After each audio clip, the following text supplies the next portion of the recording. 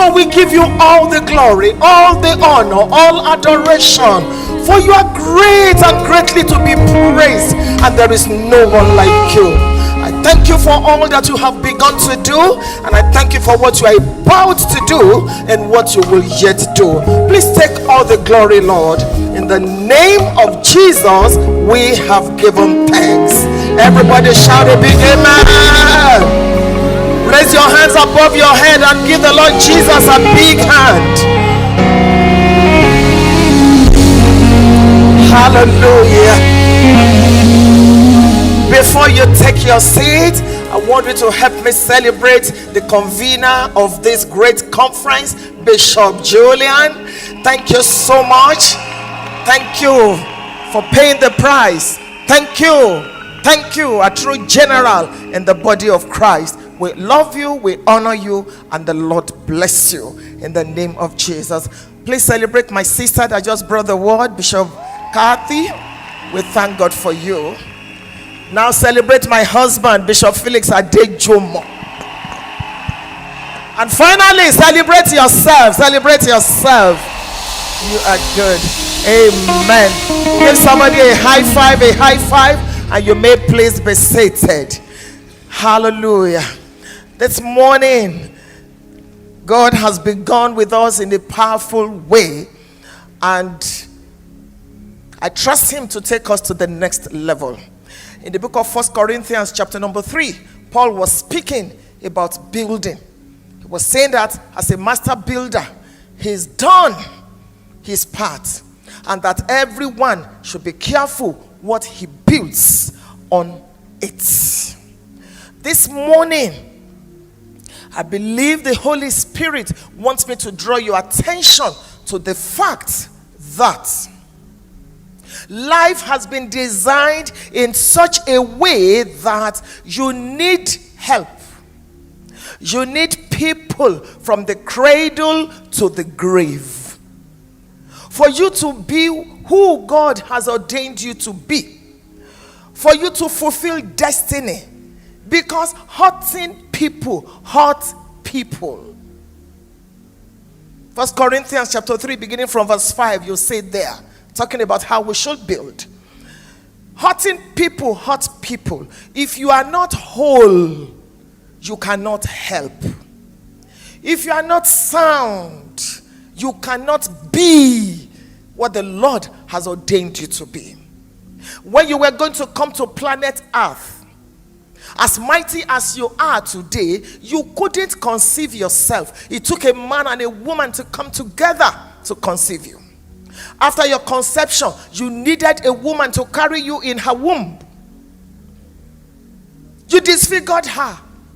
She couldn't eat what she wanted to eat. She couldn't wear what she wanted to wear, just to give you life. I have an orphanage in Nigeria, and that presupposes that many mothers gave up their lives so their children could have life. That's why you must always honor your mother and your fathers. The education you have today, it has taken people to impart it to you. When your work on earth is done and you go home to be with the Lord, it will take people to bury you. Even if you put yourself in the casket, you will need people to give you a befitting burial. So from the womb to the tomb, you need people. From the cradle to the grave, you need people. My prayer for you today is that as you join God in building and in maintaining the church, you will not lack strategic help. I want your amen to be very loud. So I want to take my teaching this morning from the book of Luke chapter number 10. Luke chapter number 10 is a very popular story. Very, very amazing. And let's go on this journey this morning, beginning from verse number 30. Luke chapter number 10, beginning from verse number 30. We've been reading this story from kindergarten, from Sunday school. Let's go this morning. The Bible says, King James's version, place. King James's version. Then Jesus answered and said, a certain man went down from Jerusalem to Jericho and fell among thieves, which stripped him of his raiment and wounded him and departed, leaving him half dead. And by chance there came down a certain priest that way, and when he saw him, he passed by on the other side. And likewise a Levite, when he was at the place, came and looked on him and passed by on the other side. But a certain Samaritan, as he journeyed, came where he was, and when he saw him, he had compassion on him and went to him and bound up his wounds, pouring in oil and wine, and set him on his own beast, and brought him to an inn and took care of him. And on the morrow, when he departed, he took out 2 pence and gave them to the host and said unto him, take care of him, and whatsoever thou spendest more, when I come again, I will repay thee. May the Lord bless the reading of his words in our hearts in the name of Jesus. A lot of you have found your destiny. You know, God has raised you to be an apostle, to be a prophet, to be an evangelist, to be a pastor, to be a teacher. In Ephesians 4, beginning from verse 11, we see this. Some of you are raised to help in ministry. Some of you are raised to be apostles in the marketplace. Some of you are raised to be kingdom financiers. You have it in your mind to do your best for God. You want to step out and win souls. You want to help other people. But we need to address your life first. The Bible says that this particular man went from Jerusalem to Jericho. Jerusalem, shalom, a place of peace. Jericho, a cursed place. I've been to these 2 cities before, and you can tell the difference. Jerusalem, the headquarters of God, quote unquote, biblically speaking, the city of God. And there are people listening to me today that the reason you've not been able to collaborate with God in building is because you have left Jerusalem. You have left your place of covering. You have left where God planted you because you want to be relevant. You want to look like them. You want to be like them. I'm here this morning to tell you to come back home. Jericho, you remember when the Israelites were going to the promised land.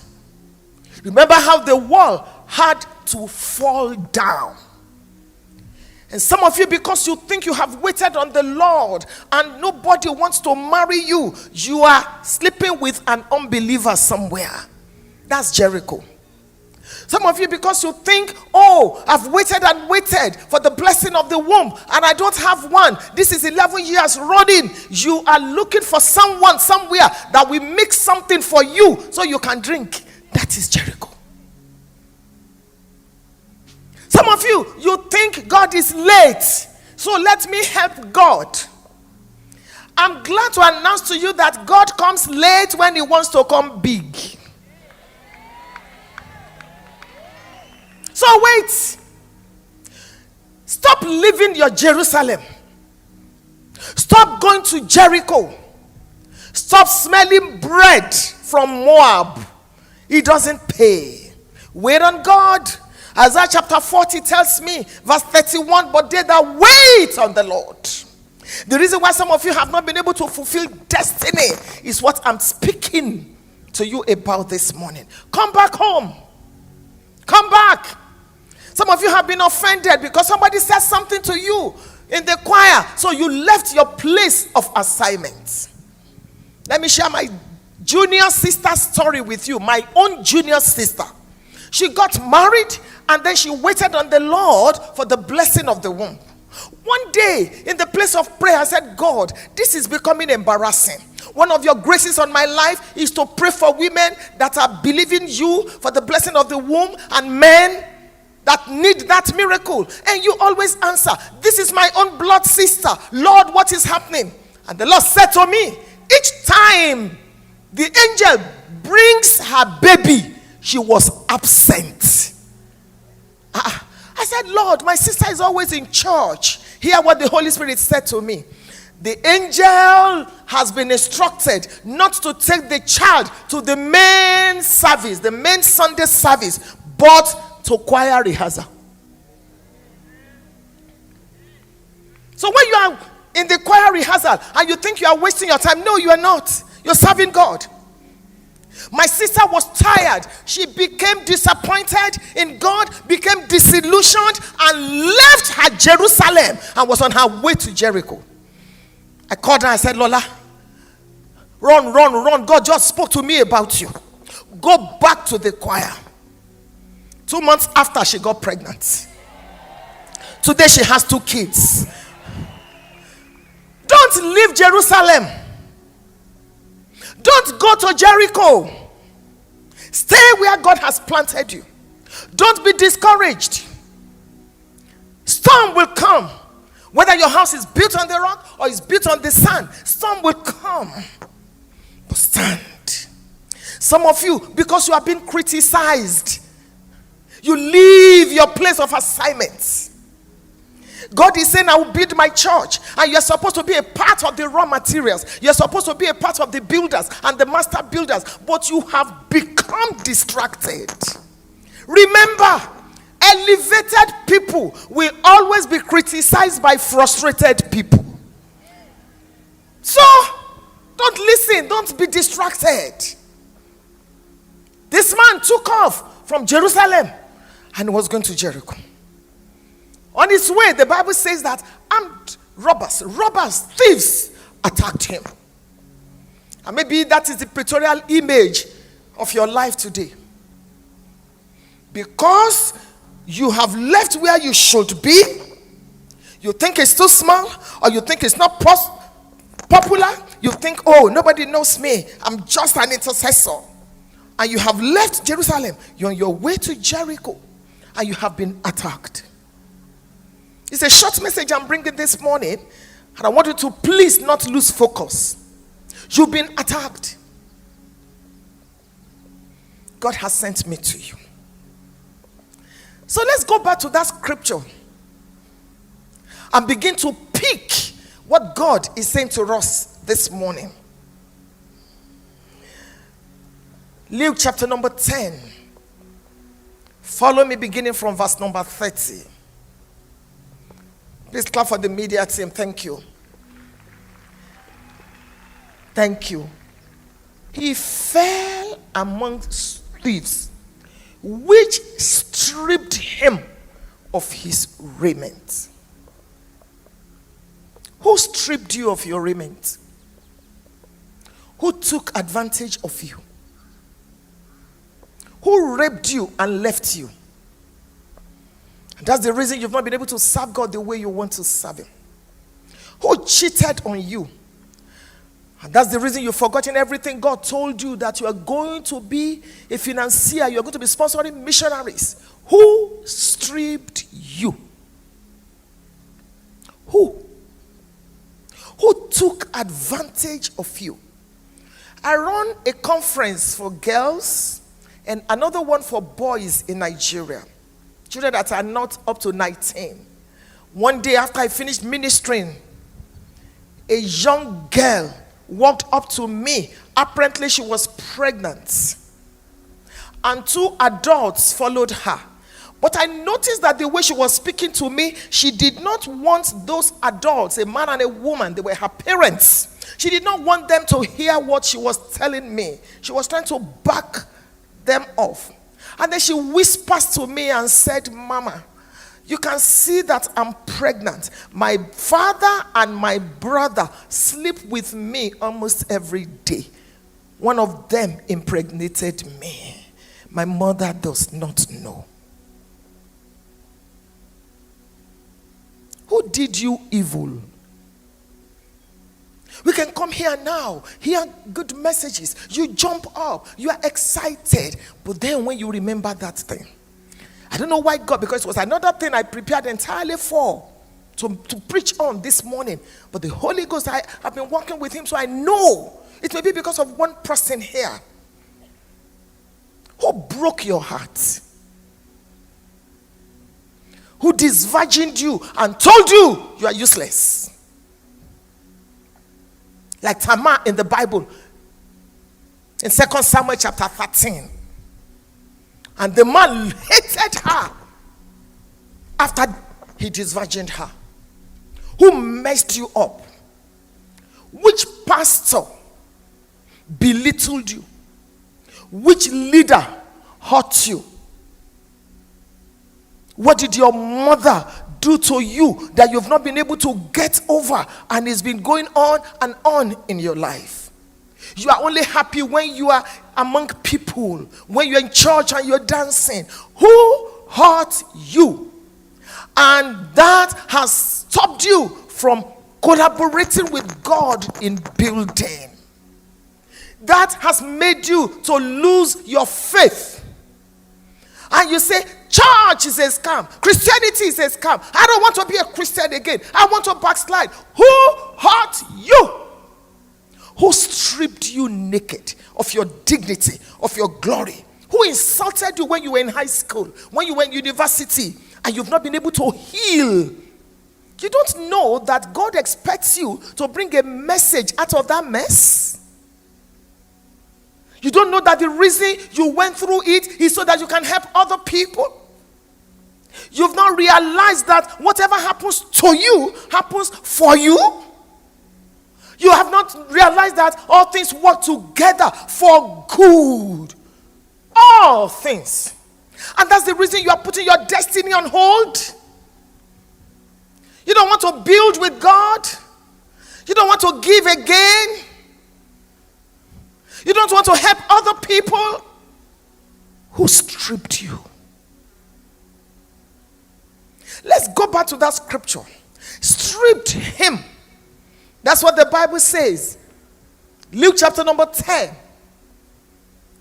Stripped him of his raiment. You have a raiment. Who took it? Somebody took something from you 10 years ago, 11 years ago, 5 years ago, 11 months ago, and made you to be naked. Who took your raiment? Your raiment can be anything. Who took it?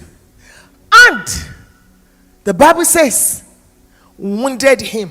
Who wounded you? We're in the surgical theater this morning. Who wounded you? God is here to heal your hearts, because he wants to use you. What I'm sharing with you this morning, I've been through it. The anointing is expensive. The oil that we carry has a price. That is your threshing floor where the wine is pressed. A ministry is to come out of it. Who wounded you? There's a balm in Gilead that God wants to apply to that wound this morning. Who wounded you? And not only did they strip you of your raiment, not only did they wound you, they departed. Who departed? Who left you bleeding? Who departed from your life when you needed them most? Some people are present, but they cannot help you. Some can help you, but they are not present. Jesus is the only present help in the time of need. Who departed? The man that told you he will marry you and you built your life around him, and then he departed. And look at the last thing there. Not only did they depart, leaving him half dead. I know it's very quiet here this morning. That's the word God laid on my heart. And it's fine. Because you are his people. I brought something else. But this is to say God sees you. Leaving him half dead. Some of you are not dead, but you are not alive. So when we talk about going out to heal the sick, doing God's work, collaborating with God to build the church, you're not dead, but you're not alive. Financially, we can't really say you are poor, but nobody can say you are rich. Half dead. You're in the middle. Now let's get into the core of this message. The Bible says they thought he was dead. They left him there. And then, see what happens next. A priest, by chance, there came down a certain priest. And when he saw him, he passed by on the other side.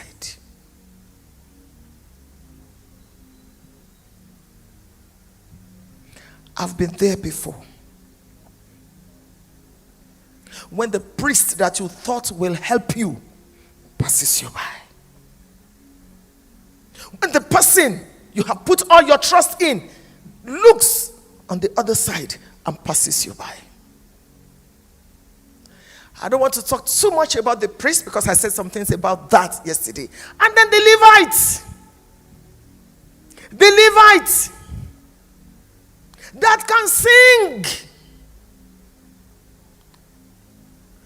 also saw the situation and passed you by.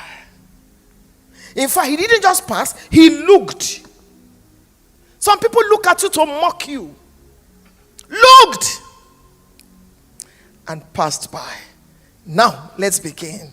The Bible says, a certain Samaritan. That is the core of what I want to talk to you this morning about. You need help. If you look at this Samaritan, he was not supposed to be the person that will help. He was able. He was capable. He had what was needed. When he got there, as he journeyed, he saw him and he had compassion on him and went to him. If there's any prayer you need to pray almost every day of your life, it is to say, God, send me helpers. There are 7 kinds of people you must have in your life. 7 kinds. It's important for you to have people that are able to help you. Some people want to help you, but they don't have what it takes to help you. Today, I stand in this anointed atmosphere to call forth your helpers from wherever they are. Let your amen connect with that prayer. Some of you, this is what you need for your next level. You understand that you should go out and do miracles. You understand that you should go out and heal the sick. You understand what we've been teaching you. You understand forgiveness. You understand everything that every speaker has spoken about. But you as a person, you need help. You need help to make it possible. You need help. The Samaritan is what you need for your next level. You know what you want to do, but there is no help. He came, went to him, bound up his wounds like I'm doing this morning. It was the wound he first touched. Poured oil and wine, joy, and now set him on his own beast. When Ruth became Boaz's wife, she became a legal owner of the field. Ruth that used to glean and pick, by the time the helper got into her life, She stopped gleaning, became the wife. I just want you to imagine one day that Ruth came to that field, maybe pregnant, with her bag. And then she said, hello everybody. How many tons of wheat do we have today? And imagine some people say, is this not Ruth? Is this not the same Ruth that we need to glean? We used to glean together here. God is changing your story for the better. That amen is just warming up. Whatever you have been looking for, we start looking for you. God is going to send into your life a Boaz. A Boaz has it. A Boaz knows it. A Boaz is connected. There are people that when they step into your life, things turn around. As you step out of this conference, you will receive help.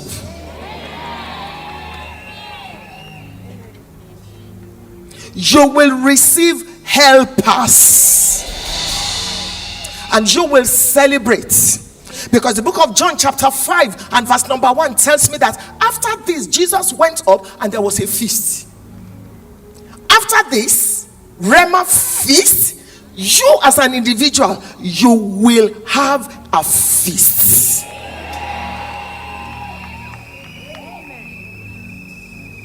The Bible says that the man now puts this wounded man on his own beast, took him to the hospital or to the inn, told them to take care of him, and said something. I'm leaving now. If you spend more than I provided, I will refund you when I come back. That's amazing. So what God is doing in this conference is that he's taking us as individuals, one person per time. He's putting what we need in place so that we can help other people.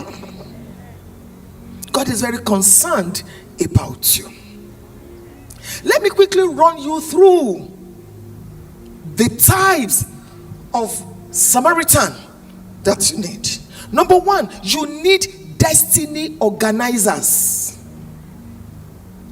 There are people that step into your life and everything is organized. Organized. You need them. People that will help you to put things in place. I have them in my life. Destiny organizers.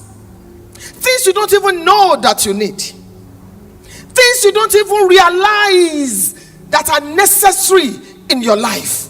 They come in and then they help you organize. Number two, you need destiny storm calmers. The Bible says that there was a storm and Jesus got in the boat and the storm stopped. There are people that when they get into your life, the storm stops. From today, from the north, the south, the east, and the west, God will send them your way. People that will calm the storm. When you think it's over, they step in and everything is quiet. God will send them your way in the name of Jesus. I'll soon be done, so listen. In your life, you need destiny information helpers. Like Mordecai. People that will tell you, look, that bank is hiring. Look, I know this person. Look, you just need my signature. Destiny information. The reason why some of you are stuck where you are is because you do not know that something is happening. Somebody to recommend you somewhere. You want to serve God, you want to do God's work, but you yourself, you need help. Today, I decree that wherever they are, they will locate you. I want your amen to be louder than that. I just came this morning to charge you so that you will start praying consciously for helpers. Your life should be better. Your head should be lifted. Something good must happen. You cannot come to this place, sit in the sun, spend so many hours, and then nothing changes. No. So pick your pen now and let me quickly run you through the 7 kinds of relationships that must be in your life. Number 1, you need Christ. So if you're here, you're not born again, that is important. We don't even need to wind you. At the end of this teaching, give your heart to Jesus, because we all have been wounded sometimes. We all need the Samaritan. So you need Christ. Number 2, you need collaborators. Collaborators. Any vision you have and you can fulfill all by yourself is not big enough. It's not. You need collaborators, people that will help you. Number 3, you need coaches. You need coaches. There is a portal of knowledge you don't have that somebody has. Pay time, pay attention, pay money. You need coaches. Number 4,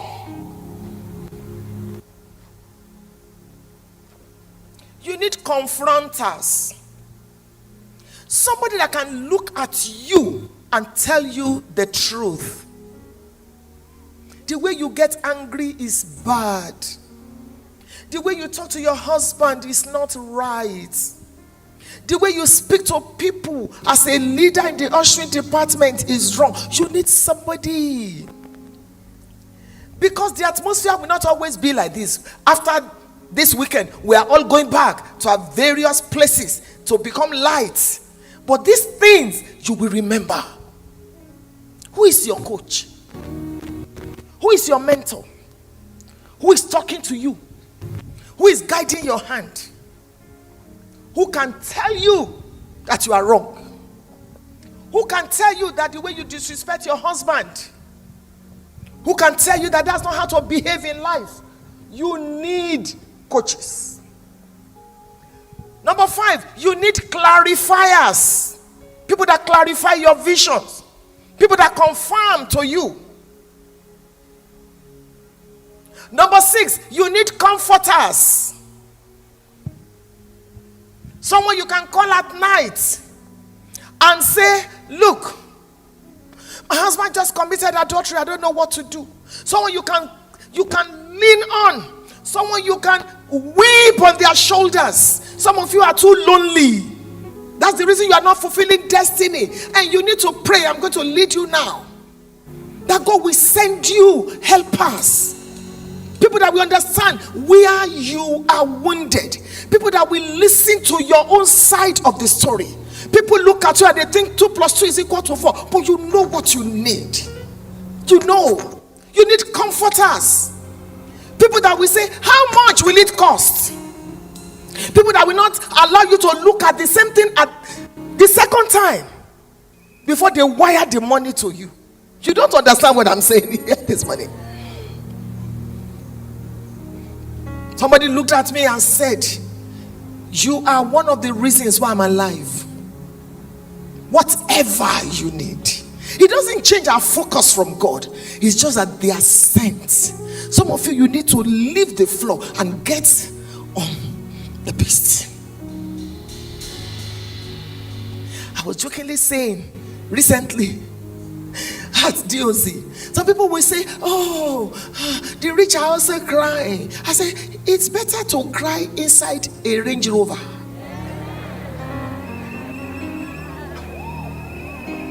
Yes. Christianity does not erase your comfort. Christianity does not mean you should not do well in life. I've been poor before. I know what I'm talking about. And I came here just to share. Since God said the message I brought, I should drop it. I don't know why. So I don't even need all the time they've given me today. 10 minutes, I'll be done. Since God laid this on my heart for you, He's paying attention to you. There is something called help. Help. And when it's time to lead you to pray, please tell God to send you help. I am one village girl helped by God. I used to hawk to pay school fees. There was a time in my life when my parents had sold everything they had because my brother was sick for 6 solid years. 6 solid years. My parents took him everywhere. No solution. Because they took us to the village and somebody rubbed something on his head. I thank God that God preserved me. Went everywhere. My father was about to build a house. He couldn't. Sold everything. One Sunday afternoon, I remember some pastors were in our house praying for him. 3 p.m. He died after 6 years, after we had sold everything. And we began to eat from our palm. No plate to eat. So I understand what it means to eat what you see, not what you want. I understand what it means to be poor. And I can't reconcile where God has brought me now to where I'm coming from. Help. Help. This is one thing you must not forget in this conference. Help. I will lift up my eyes unto the hills, Psalm 121. From whence cometh my help? My help cometh from the Lord. God will not come down. He will send a Samaritan. You need help. Because when you go out to preach, people look at you. Do you have what you want to pass across? I don't want to serve a God that has made you like this. You need help. Life is created, structured in such a way that until you are helped, you are stranded. Help.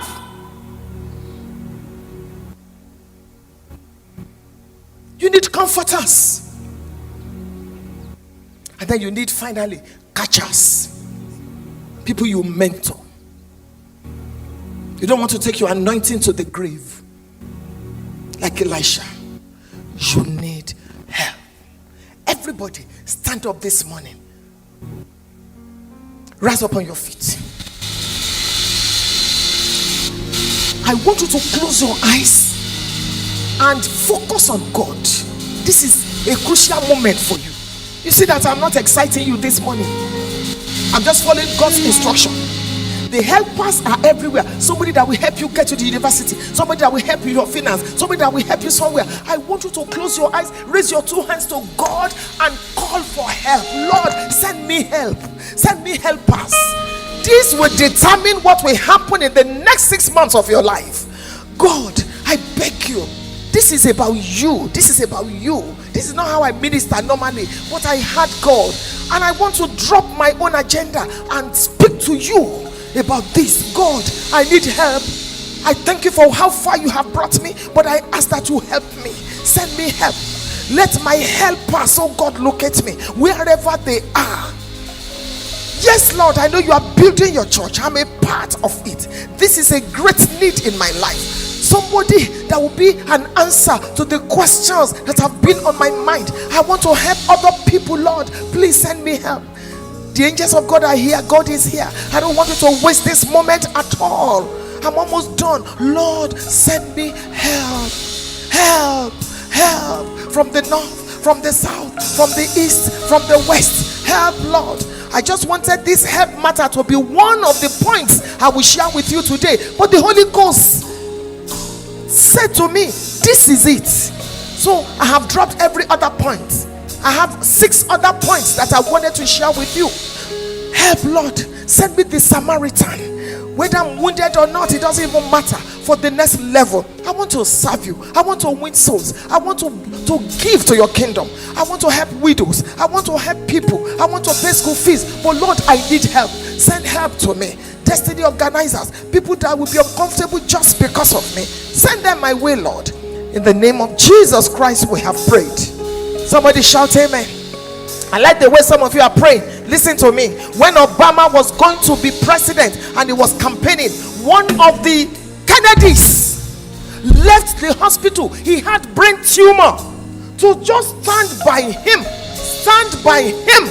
on the platform. When I saw that, I knew Obama would win. There are people that must stand by you. stand by you. It was somebody that recommended me to Commonwealth, and I was living in a village. When I got the email, I wept like a baby, inviting me to be a guest speaker in London, England. I used to hawk to pay school fees. I used to wear second-class clothing. Even my husband and I, after we became ministers of the gospel. This is my secret. And the Lord laid it on my heart this morning. It may not be a loud message, but this is what God laid on my heart, that you will ask Him for help. Somebody that will stand beside you. That by this time next year, you will look at your life and say, how did I get here, Lord? How did I get here? I go to the Commonwealth event only for me to be given an award. Who? From where? From where? And their leader said to me, you have become a global citizen. Me.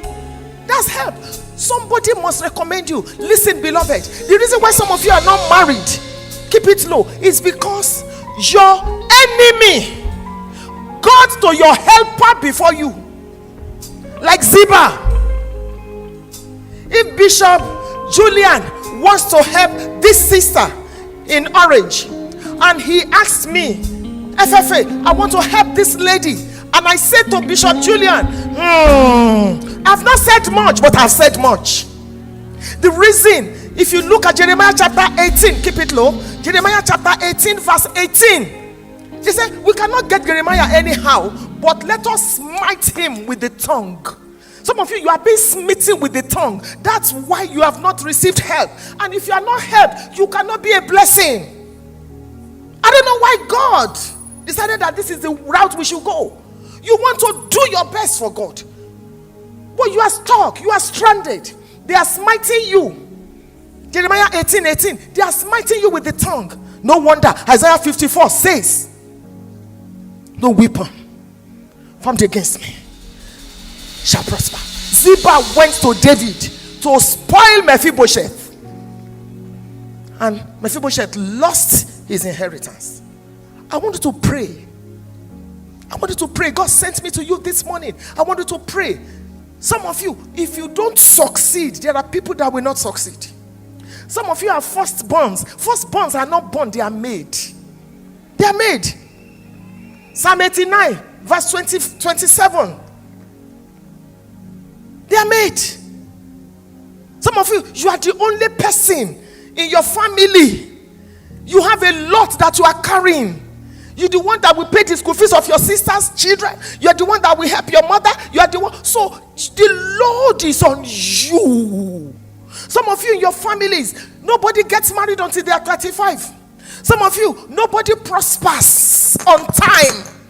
Spirit of delay, generational curses. Firstborns in particular. Abraham's firstborn was Ishmael. It was Isaac that inherited the covenant. Isaac's firstborn was Esau. It was Jacob that inherited the covenant. Jacob's firstborn was Reuben. It was Joseph the eighth that inherited. Joseph's firstborn, even when it was time to bless, the father crossed the hand. Joseph said, don't do it, sir. The father said, in this family, firstborns don't prosper. Firstborns. I want you to pray. God doesn't deal with me every time like this, that I will have prepared a message and just one of the topics or one of the points is what God will say, just stay there. They need help. Some of you, it's not that you don't love God. It's not that you don't want to go out there and be a blessing, but God must send somebody to you that will revamp your life, take your destiny to the next level. I give you 30 or 60 more seconds. Pray. Lord, I need help. I come against every tongue that is speaking against my life. Is this how to pray? Come on. In the name of Jesus Christ of Nazareth, Father, outside of you I have no help. I look up unto you that you will send me help. I want to do your work. I want to collaborate in building the church. Lord, help me. Send help to me. My helpers, wherever you are.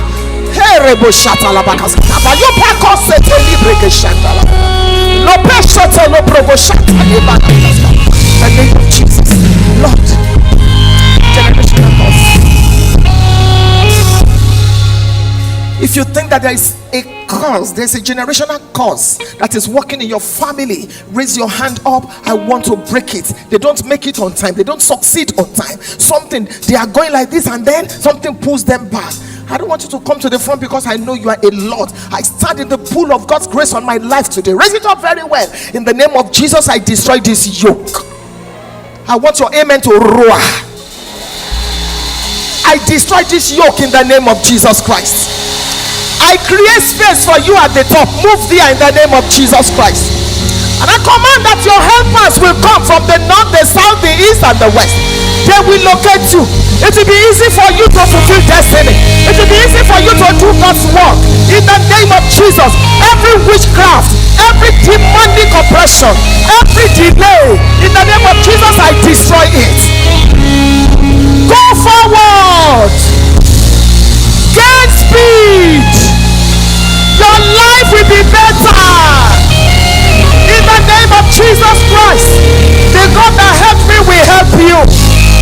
And you will sing for joy. You will dance your own dance. You will sing your own song. You will laugh your own laughter. In the name of Jesus Christ, the snare is broken and you have escaped. In the mighty name of Jesus. Hallelujah. Just before I pray a final prayer, and then I'll make you give thanks to God. One of the secrets of my life is gratitude, thanksgiving. I praise God like a mad woman. Praise is a weapon. Gratitude is a weapon, like fasting, like praying. And I'm going to make you dance before God today. You are dancing into your next level. As you are dancing, your helper is locating you. Let me quickly pray for those of you that for the first time you are giving your hearts to Jesus, or you are rededicating your life. I want you to wave your right hand because I want to pray with you. God bless you wherever you are. You say, Lord Jesus, I want to live for you. I love you, Jesus. Oh my God. Hallelujah. I think you are the first people I want to pray with. Come very quickly. Let's encourage them. If you are raising up your hand, come very quickly. Lord Jesus, come into my heart. The yoke is broken today. My life is changed today. Make room for them. Let them come wherever you are. Lord Jesus, save my life. Come forward. Let them come forward. You don't need to kneel down. Just stand up. Celebrate. Let them come. Want to give your heart to Jesus. Jesus is the greatest helper. I destroy the power of sin in your life. I destroy the yoke of sin in your life. In the name of Jesus Christ.